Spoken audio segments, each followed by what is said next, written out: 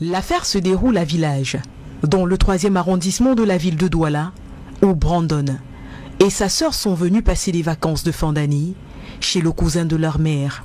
Sauf que Brandon a du mal à s'adapter au vu de son jeune âge.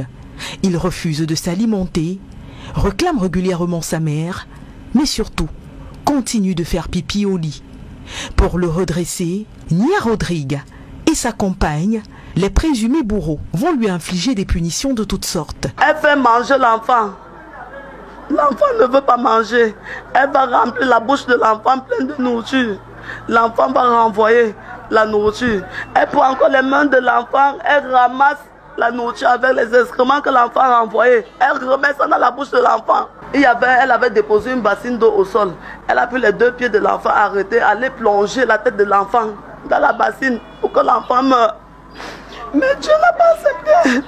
Le couple prend la peine de cacher son forfait et, comble de l'horreur, Brandon ne reçoit aucun soin. Ses plaies s'infectent, la fièvre monte et c'est seulement en ce moment que sa grand-mère, qui vit à Douala, est informée de la situation.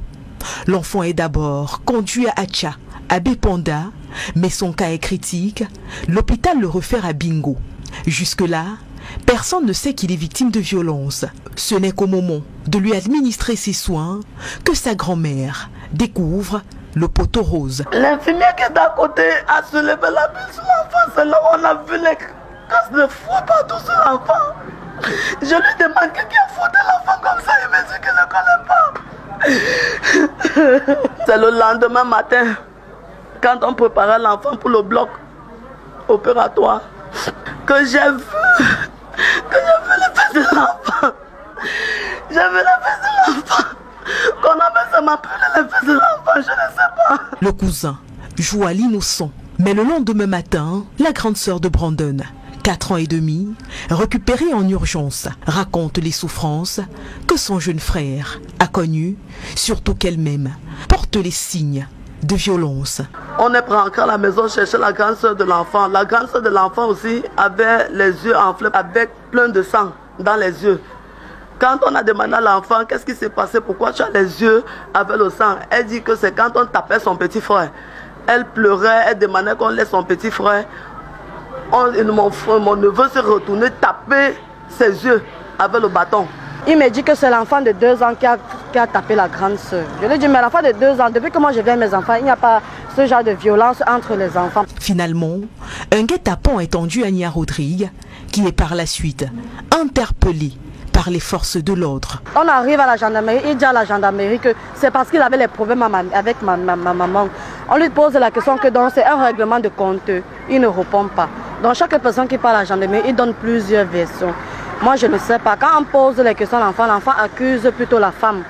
On ne sait pas si c'est lui qui couvre la femme. On ne sait pas. La compagne de Nia Rodrigue s'enfuit de la maison. Elle est actuellement recherchée. Pour ce qui est de Rodrigue lui-même, son intégration à la prison centrale de Newbel n'est qu'une question de temps. À la gendarmerie, on attend le certificat médical pour le transférer. Apparemment, le procureur était là-bas hier. Le procureur a demandé qu'on le transfère aujourd'hui.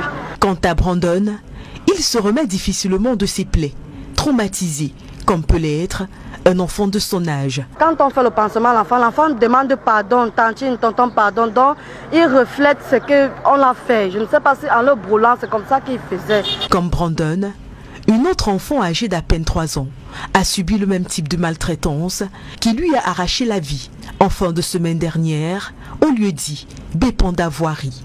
Son corps sans vie repose toujours à la morgue de l'hôpital de Daedo. Il serait peut-être temps que les services sociaux ainsi que les associations de défense des droits de l'enfant remontent au traîneau pour la protection de ces petits anges.